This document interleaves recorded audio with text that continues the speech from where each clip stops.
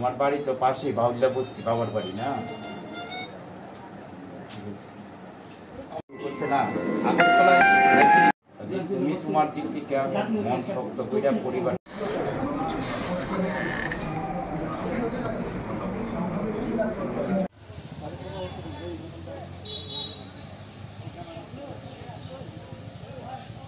nó rong nó rồi tiếp vào lại cái này này cho cái này thì nó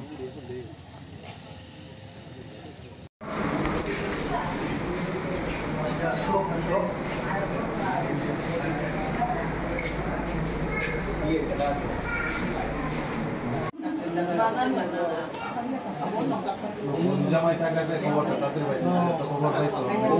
জামাই ওই দেশে নিয়ে number হাতের মাংস সিরা গেছে না দিন জিনিস করা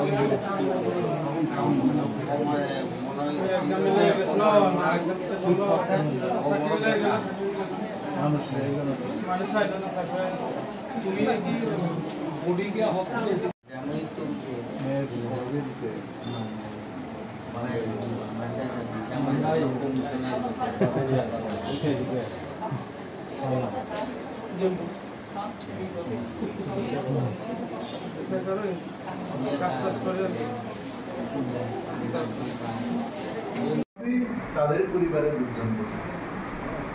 এটা তো একটা ভয়ঙ্কর দিক আমাদের কাছে মনে হয়েছে যে এতটা উদাসীন যদি প্রশাসনিক কর্তা ব্যক্তিরা হয় তাহলে তো এই সমাজ অচল হয়ে যাবে। মহারানী পূর্ণা মহারানী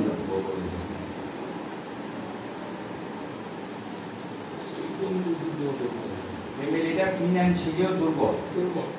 তাছাড়া তার বাবা মা দুইজনই সিরিয়াসলি অসুস্থ মানে প্রায় 19 ঘন্টা পরে 19 ঘন্টা পরে বডি আওয়ার পরে এনে পোস্টমর্টম দিছে তারপরে কাল আজকে ভোরবেলা আইছে এখানে তার ওই যে কবর হইল দায়ের কাজ সম্পূর্ণ হয়েছে এই যে দীর্ঘ সময় আমরা ওই যে আমাদের দীপরাজ মারা গেল বাইরে ইন্টারভিউ দিতে গিয়ে আসে মাফলং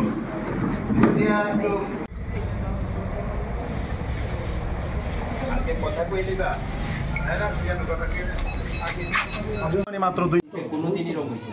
যেমন অনেক ইন্টারভিউ তো আগরতলাতেই হয়, আমাদের রাজ্যেই হয়, এই পরিকাঠামো আছে। এটার ক্ষেত্রে কেন তারা এই সিদ্ধান্তে গেল?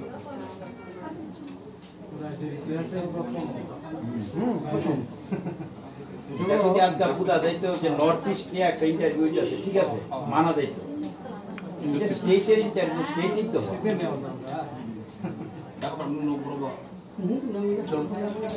যা দাবি করা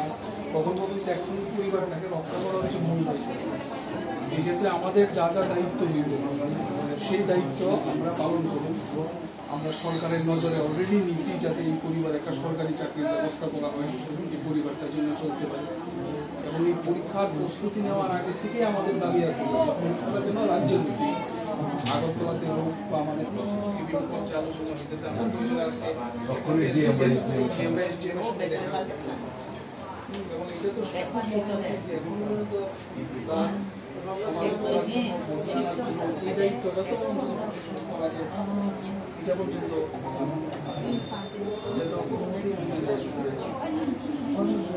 এখন তো আমার ছোটকে কিছুটা আর্থিক সাহায্য করা হয় এবং আমরা জানি যে এসডিআরএস ফান্ড বলে একটা ফান্ড থাকে। এই ফান্ড থেকে সর্বোচ্চ 4 লক্ষ টাকা পর্যন্ত প্রাথমিকভাবে প্রশাসন তার পাশে দাঁড়াতে পারে, কিন্তু এখনো পর্যন্ত দীপরাজের পরিবার আর্থিকভাবে একেবারেই দুর্বল। তার ডেড বডি শিলচর থেকে আনা, তার সমাধি করা থেকে শুরু করে এখনো পর্যন্ত 1 পয়সার আর্থিক সাহায্য প্রশাসন থেকে করা হয়নি এবং তারা পৌঁছানোর প্রয়োজন দূরটুকু তারা করেনি। ফলে এটা অবাক করার মতো বিষয় যে আমরা কোন রাজ্যে বসবাস করছি। এই হচ্ছে ডিজিটাল ইন্ডিয়া, এই হচ্ছে ডিজিটাল ত্রিপুরার নমুনা। আমাদের পরিষ্কার বক্তব্য,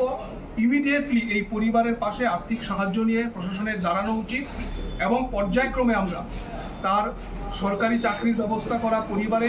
এবং যারা আহত হয়ে শিলচর মেডিকেল কলেজে চিকিৎসিত হচ্ছেন তাদের সরকারি খরচে চিকিৎসার ব্যবস্থা করা, এই কাজটুকু করা সরকারের নৈতিক দায়িত্ব। কারণ সরকারের ব্যর্থতার কারণে আজকে এই প্রাণহানি ঘটেছে, সরকার এর থেকে তার দায়িত্ব এড়াতে পারে না। SDM office फाइले माने संगरो SDM साहेब मालाnya hin फाइ माने गाय संग SDM no manliya orni mangrang DCM JP Borwa साहेब बैसं कगलाम सालायखा संगासले जे कारण और फाइ माने इंखा उसकांनि हरा सिनि ओ कमलपुर बखास्तेनि सिनि महारानिनि हरकचा सिक्ला ताखुक आसाम हास्तेव थाङै एक्सिडेन्ट नङै थैखा ओ त्रिपुरा स्टेट कोअपरेटिभ बेंकनि एग्जाम होना थांखानिव जों तिनि बनि नुखुङाव थांखा गथ'नि नुखुङाव बिनि अन्त्येष्टिक्रियाबो ओंखा जों बनि नुखुंनि बरक बाय कक्सआव साइमानखा उसकांनि सिमि ताबुकसुक जरा प्रशासननि केवा जागा थां सगैया SDM बो थाङि सगैया DCM थाङि सगैया কোনো ভিডিওনি তরফ থেকে মানে প্রশাসননি তরফ থেকে তাবুক ফানো বনি থাঙিও কেবো ফানো থাঙै বনি নুখङ পাশে থাঙি বসামানি जों তিনি নুগুয়া অবকাশা খুব হতাশতে অবাক কাণ্ড যে রাজ্যনি বরক কমলপুর সাব ডিভিশননি বরক মহারানি বরক থৈ দङै খা आसाम हास्तेव आ जागाव बरक आयंग थाङै रुगिन जे लास्ट बुनानि